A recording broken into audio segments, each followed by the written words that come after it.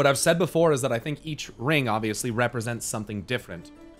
Some of them I think are more physical barriers than they are magical. I think the ones inscribed with runes on them are more magical barriers, which if you guys have noticed, in Karazhan, on the giant orb of Azeroth with rings rotating around it that Medivh built in New Karazhan,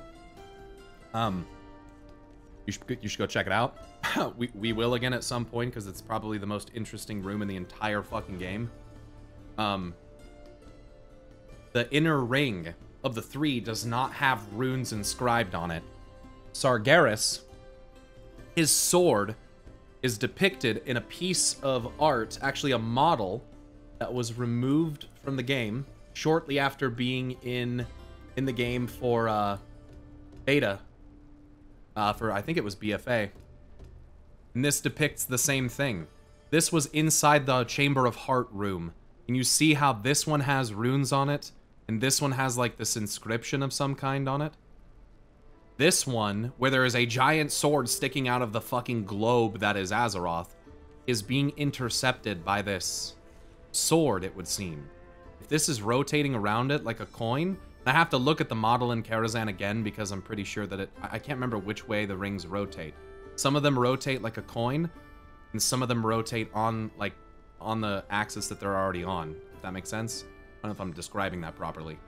But it seems as though Sargeras' sword broke maybe the most physical barrier, and that's why such an act of, like, destruction, such an act of... I mean, think about what he did. He took a giant sword and stabbed it in the world, and it didn't even actually destroy the world. Think about that. That's kind of crazy. If, like, there's a video, a really fucking awesome one, on YouTube that describes what would happen if that happened to a planet, an object that size going into it, and it's catastrophic. So it's pretty remarkable that it didn't destroy the planet. So that probably speaks to the actual physical resilience of the prison that is built around Azeroth. It's very physically strong and has, you know, a massive, basically, sword of destruction and unmaking stabbed into it, and it still doesn't break. That's pretty remarkable. The second layer is probably something of more magical, you know, something more magical. If we haven't already done this, one of these could pertain to the dream even. Could be why Azeroth is speaking to us now. Maybe one of the rings was this. So there might only be one ring left. I don't know. I like to think there's probably still two, but there could only be one. Especially after the fact that she's, like, talking to Anduin now. And he's coming south towards this fucking sword. Remember that. That's, like, the plot line right now. They're being drawn to the sword by Azeroth.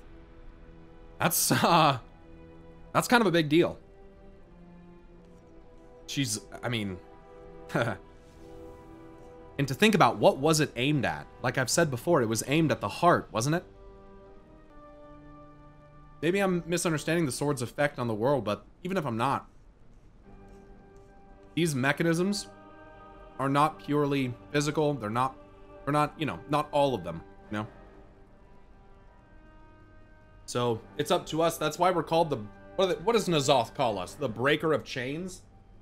We're also called what? The Movers of Fate? Azeroth is in something that should probably be referred to as, and I think I've seen this term before, as the Prison of Fate. And that's what she's in. That's what I'm gonna start calling it from now on. I saw that in a screenshot, it was like a table of something that someone sent me. And also, the more that I've seen about Zereth Mortis, the more I'm inclined to believe that as well. The more that I think about fate, eternal, those types of words and how they're used in World of Warcraft, typically have an association with, like, destiny, you know? Death, even. I have to wonder if Sargeras didn't stab his sword. Breaking the Helm of Domination would have been capable of ripping open the veil before. I'm not sure that it would have been. I think it's probably... What Sargeras did with his sword set in motion a couple very important things. The first being Azerite. Think about it this way.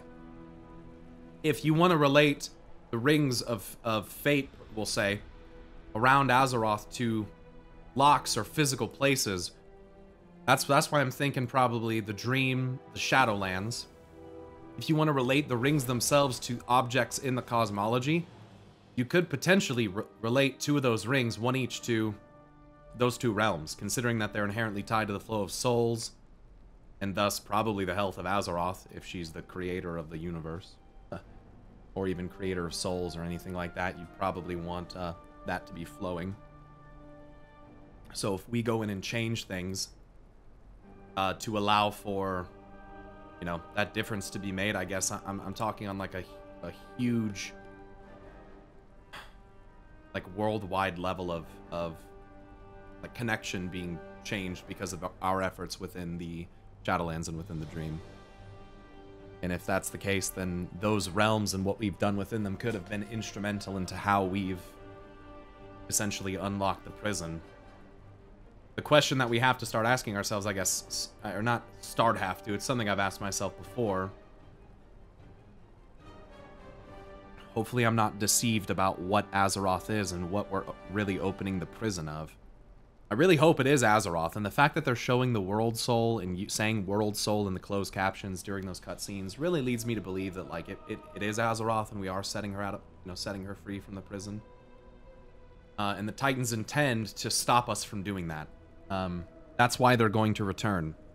It's stated in the Watcher of Norgannon's records in the south of, I think it's Tanaris, that the Titans have scheduled revisitation to our world, and he describes that means that they will come back to reassert control of the world.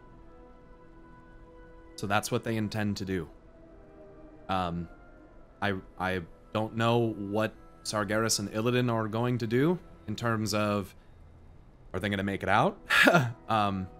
I don't know. I would like to think that Illidan is there for his own destiny and something that he carved out for himself, that he was allowed to do because Sargeras burned out his eyes with the flame, gifting him that fel, making that bargain. And I would think that even through all his deception, Illidan probably still knows more than he lets on to us.